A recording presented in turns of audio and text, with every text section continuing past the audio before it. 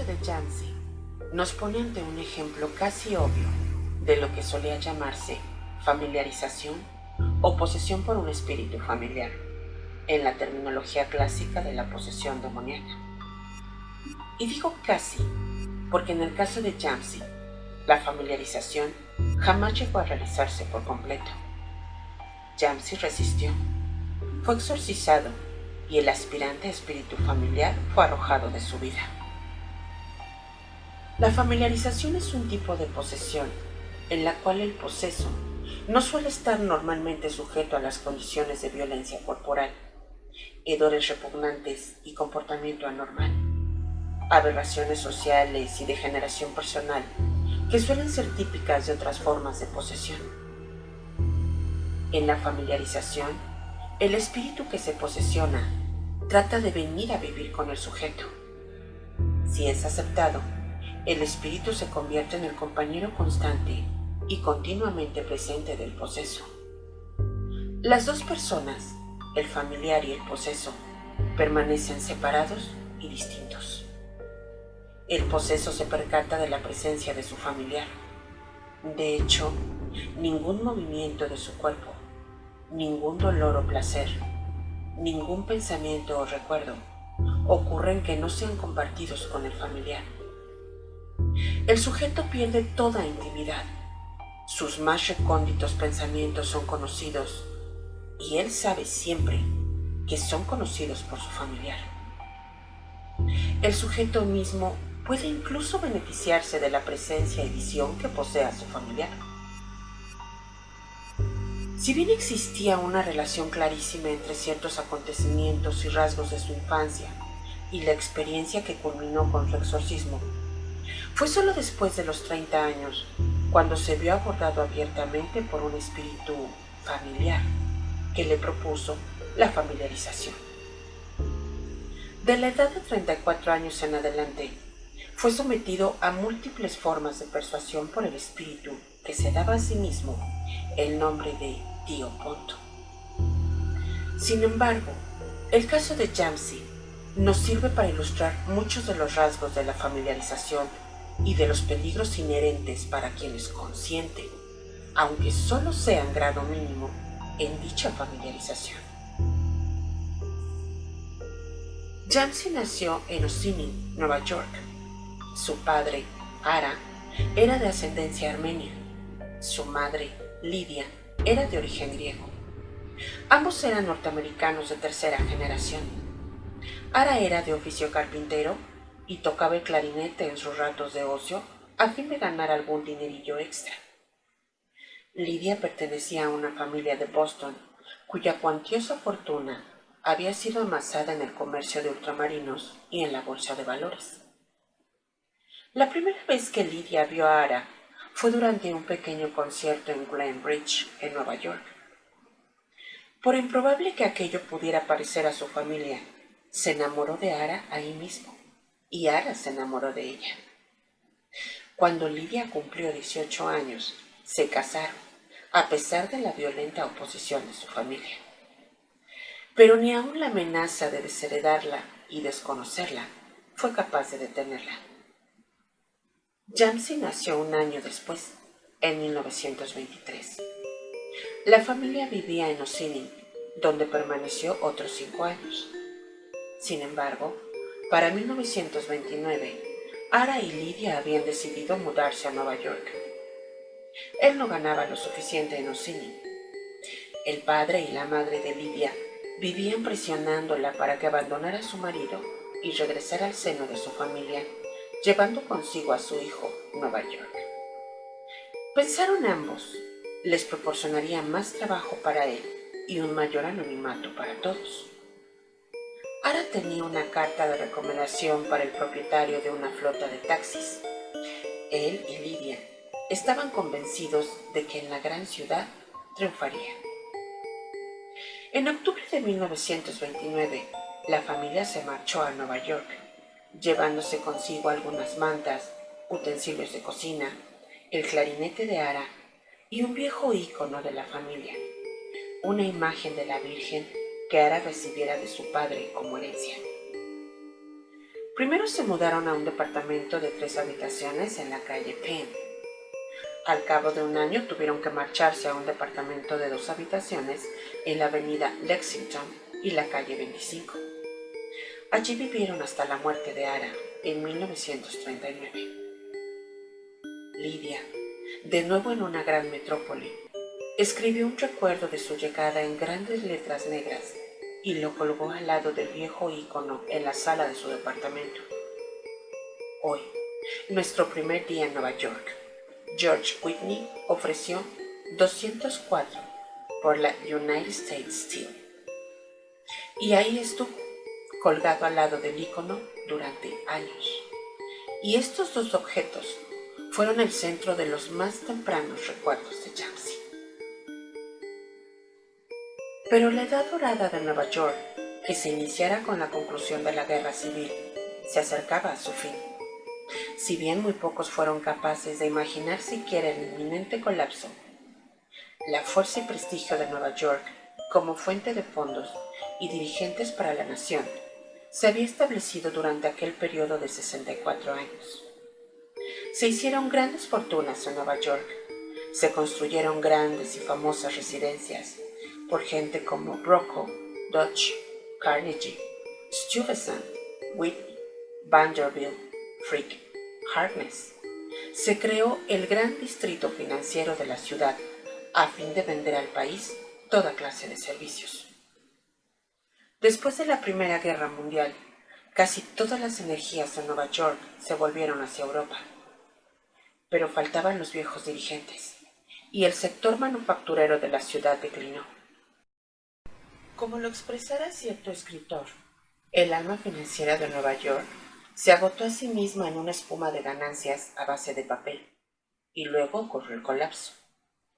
Ara y Lydia llegaron precisamente a tiempo para presenciar aquel colapso. Sin embargo, sus primeros 7 años en Nueva York fueron relativamente felices. Ara no recurrió de inmediato a la carta de recomendación para el propietario de la flota de taxis.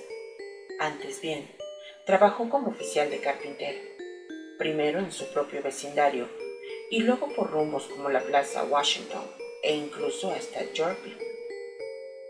Al principio, Lydia se quedaba en casa con su pequeñín.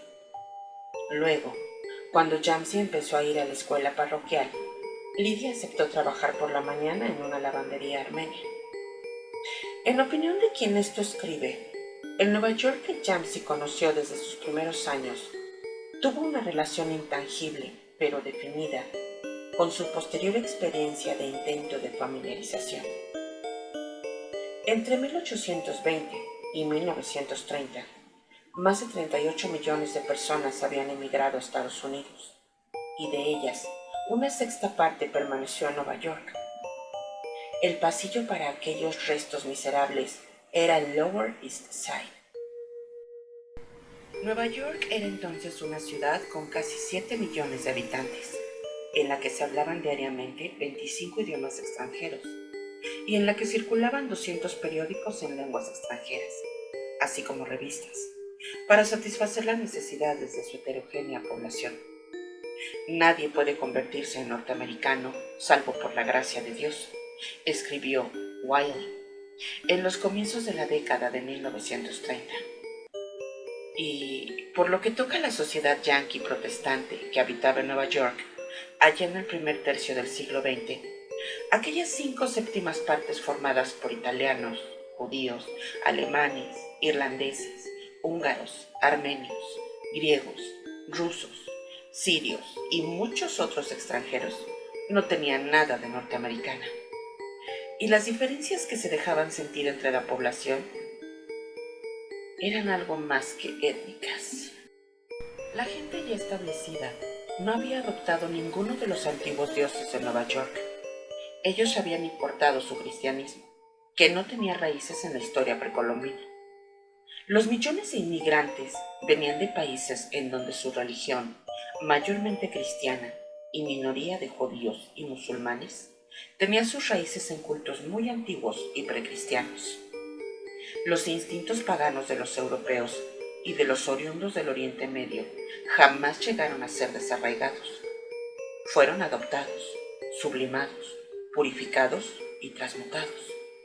Y en aquel mohoso bagaje de moral, de prácticas rituales, de costumbres folclóricas, de tradiciones sociales y familiares, estos nuevos norteamericanos transportaron desde luego las semillas y trazas de poderes lejanos y antiguos, y de espíritus que en otro tiempo habían predominado en el viejo mundo. La infancia de Jamsi, hasta que tuvo 9 años, transcurrió sin ningún problema grave. En su casa la vida era ordenada y segura. Por las mañanas y por las noches comía en compañía de sus padres. La mayoría de las noches, Ara sacaba el clarinete y tocaba para su esposa y su hijo. Cada noche, cuando era pequeñín, Jamsi se ponía de rodillas frente al icono junto a su madre y le decía las oraciones que ella le había enseñado, con los ojos fijos en los grandes ojos de la Virgen. Su padre lo llevaba a juegos de pelota y a peleas de box. Algunos domingos iban a patinar por Wall Street, otras veces iban al zoológico, o bien gastaban un níquel en hacer el recorrido del ferry que iba a Staten Island. Y 2 o 3 veces al año llevaba a Jamsi a nadar en la alberca de algún hotel. En los meses de verano solían pasar días enteros en Coney Island. Los tres dejaron Nueva York solo una vez. Fue la semana de vacaciones que pasaron en San Francisco, gracias a un regalo en metálico que recibieron de los padres de Lydia. Jamsi jamás olvidó las excursiones que durante ese viaje hizo con su padre, ni las comidas vespertinas en el muelle de los pescadores, ni la visita que hicieron al Parque Nacional de Pinnacles. A medida que Jamsi crecía, empezó a moverse por East Side y a conocer y a ver con agrado la mezcolanza de razas, de olores, de sonidos, de vistas.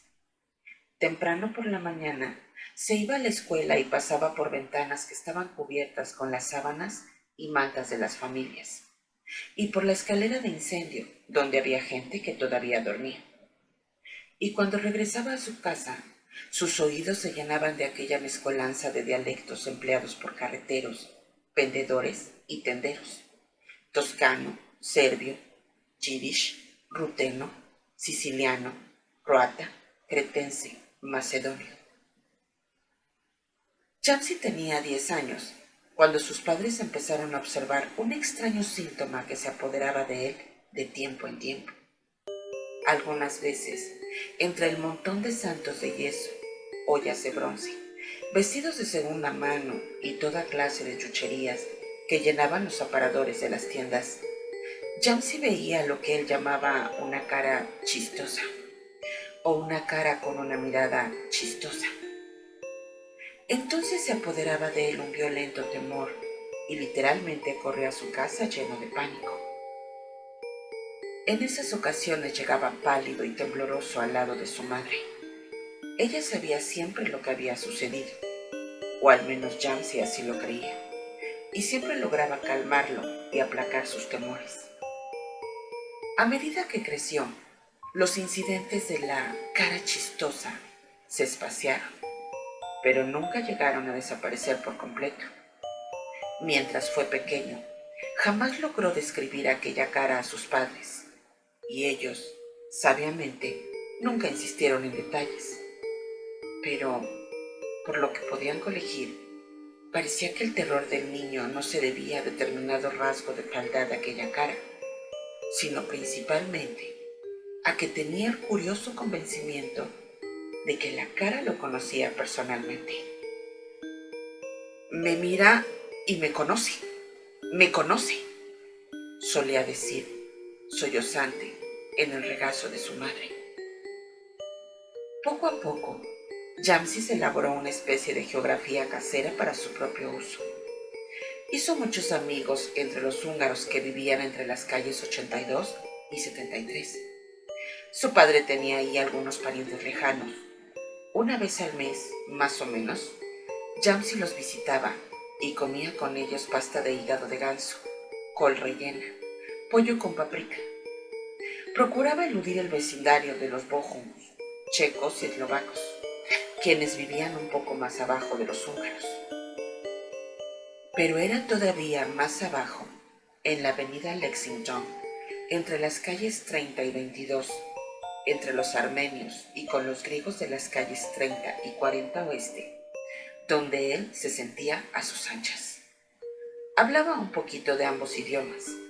Sus amigos de infancia estaban ahí y jamás se sentía atemorizado con los griegos y los armenios. Entre ellos, jamás vio su cara chistosa. En las postrimerías de la primavera de 1937, cuando Jamsi tenía 14 años, Ara adoptó una importante decisión que puso punto final a los felices días de infancia. Ara no ganaba lo suficiente como carpintero, así que utilizó aquella vieja carta de recomendación, cuidadosamente guardada durante todos esos años y dirigida al propietario de una flota de taxis. Al poco tiempo, se convirtió en uno de los cerca de 25,000 choferes con licencia que había en la ciudad. Conducía un auto modelo Y, un coche de 2 años, propiedad de la Burr Mail System Incorporated. Al principio, Jamsi estaba muy orgulloso del taxi de su padre, con su capacete color plateado y la franja de tablero de damas con cuadros blancos y negros que corría por la mitad de la carrocería pintada de amarillo. Ara trabajaba un turno de 12 horas, recorriendo unos 80 kilómetros diarios para atender 12 o 15 dejadas. En los días buenos traía a casa $3 que le tocaban del taxímetro y 1.25 de propinas. Desde luego, aquello no era nada. El estar constantemente sentado al volante, la interminable guerra con los policías neoyorquinos, que estaban decididos a eliminar a los taxis, el cansancio que lo agobiaba al final de cada día agotador, la pequeñez de lo que ganaba por su trabajo. Todo ello produjo en Ara un cambio que lo alejó de su esposa y que asustaba a su hijo. Ya no tocaba el clarinete para deleitarlos por las noches. Encerró su viejo bastón, como lo llamaba, en el cajón de la cómoda de la sala. Ya no hubo más paseos familiares. En vez del ocasional juego de bolos o de cartas con algunos amigos, se quedaba hasta muy tarde bebiendo con otros taxistas. Le salieron úlceras y pasó 2 semanas en el hospital, enfermo del riñón, en noviembre de 1938. Antes de que terminara el año, se le había desarrollado una lesión de la espalda. Durante algún tiempo, lo único que se alteró fue su lenguaje, pues empleaba ahora los términos que solían usar los de su nueva profesión. Sin embargo, las cosas empeoraron. Al principio, Jamsi y Lydia se turnaban acompañándolo mientras pasaba largas horas yendo de acá para allá en su vehículo. Pero cuando Lydia se enteró de que Ara había caído en la tentación de ganar algún dinero haciéndola de proxeneta, llevando gente a hoteles y casas de citas situadas fuera de la ciudad para cobrar la comisión de la vejada, la madre prohibió a Jamsi que acompañara a su padre por las noches. Sin embargo, el chico, que para entonces era ya bastante testarudo, la desobedecía. De vez en cuando, sentado al lado de su padre en el taxi, Jamsi se sentía extrañado por ciertos rasgos que observaba en su rostro. Una vez, ya tarde por la noche, mientras él estaba sentado en el coche y su padre conversaba en la banqueta con un proxeneta y 2 de sus muchachas, Jamsi pensó que todos ellos mostraban en el rostro la misma expresión singular mientras reían de algún chiste. Aquella expresión no lo asustaba, pero lo repelía, y al mismo tiempo se sentía fascinado por ella. Con el correr del tiempo, la buscaba con toda intención. Sin embargo, observó que solo la percibía cuando no la buscaba. Era de lo más evasiva y no podía realmente definirla. En ocasiones, aquella expresión adquiría una terrible intensidad. En 1938 ocurrieron 2 incidentes relacionados entre sí que quedaron grabados en su memoria. Con su padre y algunos amigos había ido al juego de pelota para ver a los Dodgers de Brooklyn. Fue en el momento hacia el final del juego, cuando todos los fanáticos estaban de pie, vitoreando a Johnny Vandermeer de Cincinnati, quien estaba haciendo historia pichando su segundo juego sin hits ni carreras. Gritando y vitoreando como todos los demás, Jancy miró a su alrededor a la excitada multitud y desde aquel mar de rostros le saltó la cara chistosa. Y lo estaba mirando. Lo conocía, según pensó. Se quedó helado y silencioso y miró hacia otro lado, lleno de pánico. Luego volvió a mirar hacia el punto donde lo viera, pero había desaparecido. Todo lo que podía ver eran los aficionados que gritaban y gesticulaban. Exactamente una semana después, Jancy estaba sentado con Ara en el taxi. Ya era tarde por la noche, escuchando en el radio la pelea entre Joel Lewis y Max Schmeling. Cuando la pelea alcanzó su clímax, el rostro de su padre se fue poniendo más y más angustiado. En los últimos momentos que llevaron a la victoria de Joel Lewis, Jancy vio en el rostro de su padre una intensa mirada que rápidamente adquiría la expresión de la cara chistosa. Ahí estaba de nuevo, aquella cosa inhumana que había en ella, y no podía pescar rasgo alguno que pudiera asociar con el amado rostro de su padre. Con cada uno de los golpes que Lewis propinaba a Schmeling, y a medida que la voz del anunciador crecía en tono y excitación, la expresión se hacía más patente en el rostro de Ara. Cuando el gong señaló la victoria de Lewis, la tensión se rompió. Aquella extraña expresión desapareció rápidamente y Ara recuperó su aspecto normal y su compostura. Pero Jancy jamás pudo olvidar aquello. Con el paso del tiempo, su temor a la expresión empezó a disminuir, sin que por ello dejara de crecer su curiosidad. ¿Qué significaba aquella expresión? ¿Y cómo era que la había visto en el juego de béisbol y luego de nuevo en el rostro de su propio padre, borrando toda aquella bondad y aquel amor que Jancy había visto ahí siempre y hasta ese momento? ¿Y qué relación podía haber entre aquella expresión y la cara chistosa que solía ver en su infancia? Por aquella época, la familia alcanzó una tremenda baja en su situación económica y en su bienestar. Ara estaba bebiendo con exageración y mientras más bebía, menos dinero llevaba a su casa. Lidia, que al principio se desesperara porque no podían satisfacer sus necesidades, acabó por convertirse en una persona malhumorada, introvertida. El chico empezaba a crecer y ella comenzó a sentirse apartada tanto de él como de Ara. Jancy ya había sido contratado como botones por la NBC. Abandonó la escuela para ocupar ese puesto, en parte con objeto de ayudar con los gastos de la casa y en parte con la intención de hacer carrera en la radio. En los primeros días de este medio de comunicación, la NBC contrataba a jovencitos como botones para un aprendizaje de 2 años. Luego los ascendía a guías y posteriormente los adiestraba en alguna rama del floreciente negocio radiofónico. Las cosas iban de mal en peor para la familia.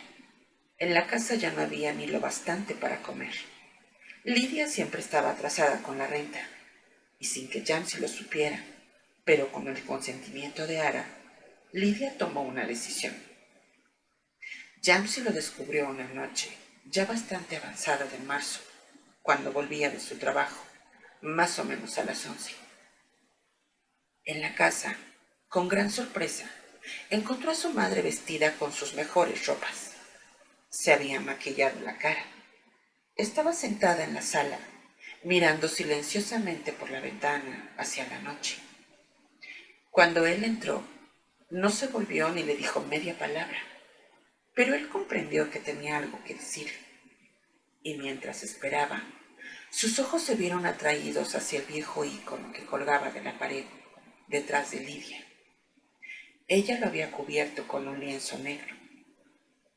Miró del icono a su madre y luego otra vez al icono varias veces, antes de comprender que ella había decidido convertirse en una de aquellas prostitutas a las que había visto a su padre presentar a los clientes. Entonces Lidia se puso de pie, como si hubiera escuchado sus pensamientos. Sabía que él había comprendido lo que ocurría. Llegaré tarde, Jancy. No me esperes. Él no dijo nada. Cuando ella se marchó, se sentó y se quedó ahí, pensando, cerca de 2 horas. Sabía sin lugar a dudas lo que su madre se proponía. Lo tenía escrito en su rostro y en su aspecto. Pero había otra cosa que ahora conocía. Aun cuando se encontraba solo, por lo que respecta a su padre y a su madre, tenía la extraña sensación de que alguien más le hacía compañía. Por último, miró lentamente alrededor de la habitación y luego a través de la ventana hacia la ciudad. Cuando se fue a la cama, aún se sentía abandonado por sus padres, pero acariciaba algún secreto que, sin embargo, todavía no comprendía. Lidia se convirtió en una de las 5,000 prostitutas, más o menos, que pululaban en la ciudad de Nueva York. Al cabo de algunas semanas de andar sola, logró que la pusieran en la lista de espera de una casa de citas en la calle 40 y tantos oeste. Jancy acabó por enterarse de su rutina. Dormía durante el día. Se levantaba más o menos a las 5 de la tarde. Si para las 10 no la llamaban de parte de la patrona, se iba sola a la calle. Solía recorrer las avenidas Quinta y Madison entre las calles 43 y 56. Se detenía en los mejores bares. Se paraba obviamente ante los aparadores, siempre a la espera de algún cliente. En ocasiones, incluso llamaba a alguno de sus clientes y trabajaba en esta forma hasta la madrugada. Luego volvía a su casa para dormir. Al cabo de un par de meses, se convirtió en miembro de la casa de citas de Polly Adler en Central Park West. También para entonces ya se había hecho su lista de clientes personales a los que solía llamar con regularidad. Cuando Polly Adler se vio en dificultades con las autoridades, Lidia se limitó a transferir su lealtad a otra patrona por la calle 50 y tantos oeste. Cada mañana, cuando Jancy se levantaba, miraba a su madre antes de marcharse. Encontró que en el transcurso de aquellos meses, la expresión de su cara iba cambiando. En vez de la cara que siempre había visto, podía ver ahora en ella varios rasgos de aquella cara chistosa, de los terrores de su infancia. Sin embargo, ahora ya no le inspiraba terror. Antes, al contrario, empezó a sentir cierto parentesco con aquel rostro. Con el paso del tiempo, Lidia observó la diferencia de la reacción de Jancy hacia ella, y ambos sentaron un nuevo respeto mutuo. Mientras tanto, Ara seguía conduciendo su taxi para el Burr Mail System Corporation. Había tratado de trabajar en una casa de juego de la calle 49 en la zona de Broadway, pero aquel territorio ya estaba controlado y los interesados le dejaron saber, en términos por demás claros, que no había sitio para él. Luego se dedicó más y más al trabajo de las loterías y las apuestas ilegales en las carreras de caballos. En aquella época, cerca de 1 millón de apuestas ilegales se colocaban diariamente en Nueva York. Ahí se podía ganar dinero. Como agente de números recibía 10% por la toma y por cada apuesta que pasara al colector. Con el tiempo, él mismo se convirtió en colector y enviaba las apuestas al Banco Central de Política. Por último, Ara encontró una fuente de dinero fácil en el tráfico de drogas. Había en Nueva York entre 20 y 25,000 heroinómanos. Por la década de 1930, los fumaderos de opio que florecieron en las calles Mott y Pale, así como en Harlem, Times Square y San Juan Hill. La heroína diluida se vendía de $16 a $20 la onza. Un juguete pequeña cajita de lata con opio se vendía por unos $10 en la calle. Los carrujos de marihuana producían 50 centavos cada uno, o bien se vendían a 2 por 25 en Harlem.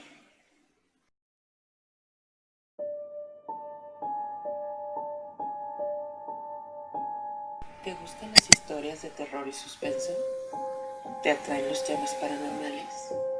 Entonces estás en el lugar indicado. Club Inferno. Bienvenidos.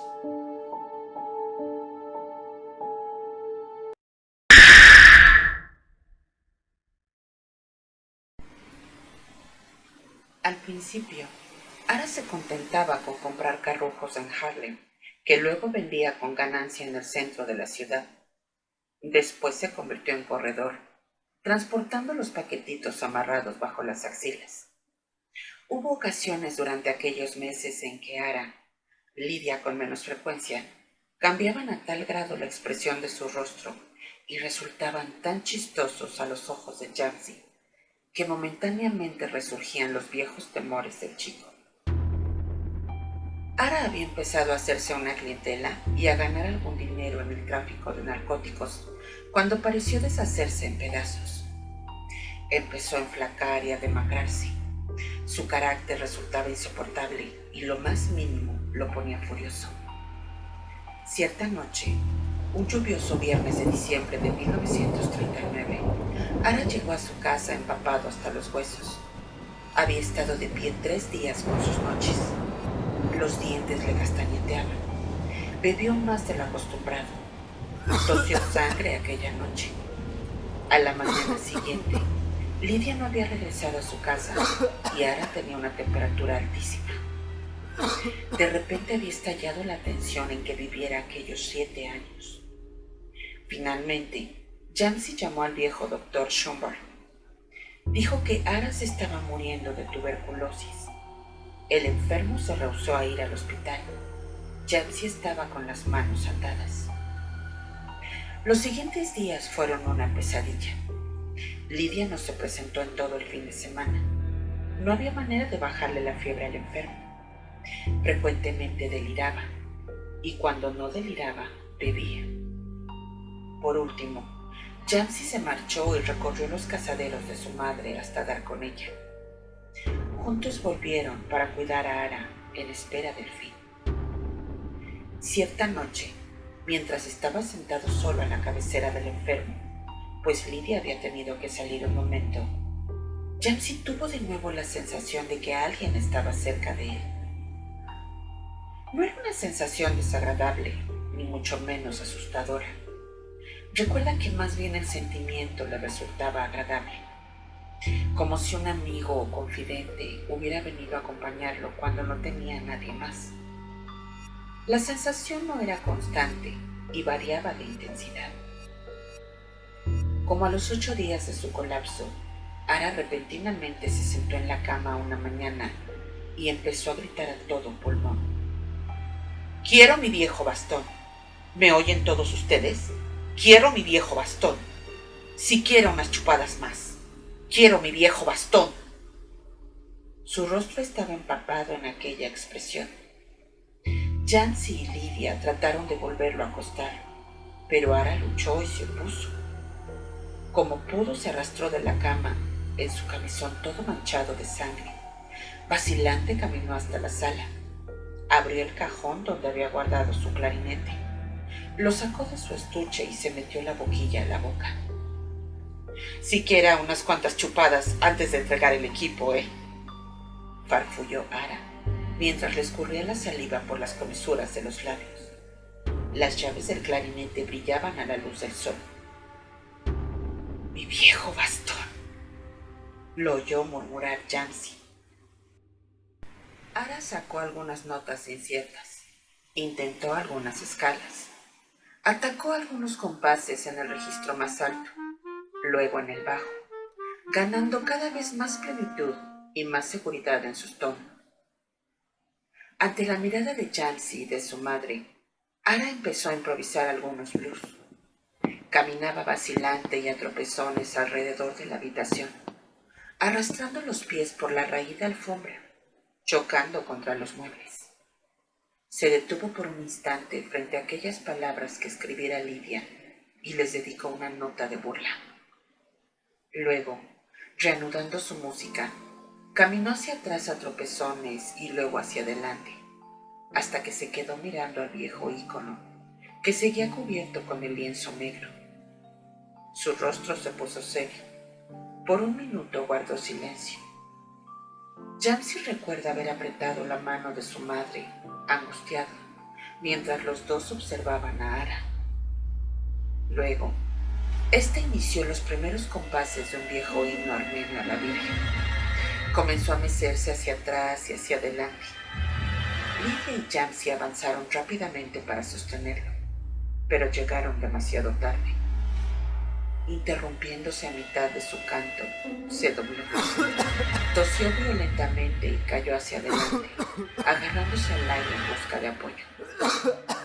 Su mano pescó el negro lienzo que cubría el ícono y lo arrastró consigo en su caída.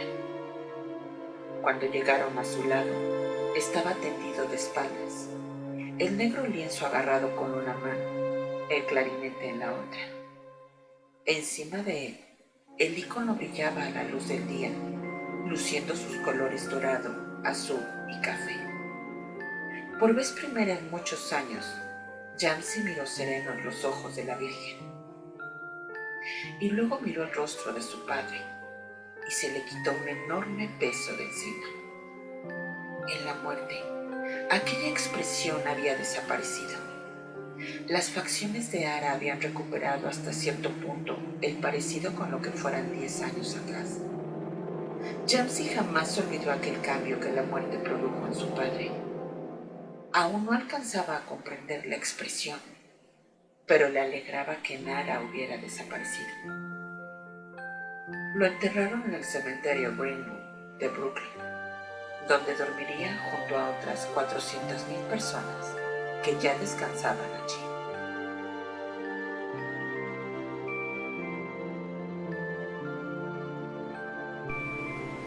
Recuerda que en Club Inferno nos encantaría relatar tus historias. Escríbenos al correo que aparece ahora en tu pantalla. Te estamos esperando.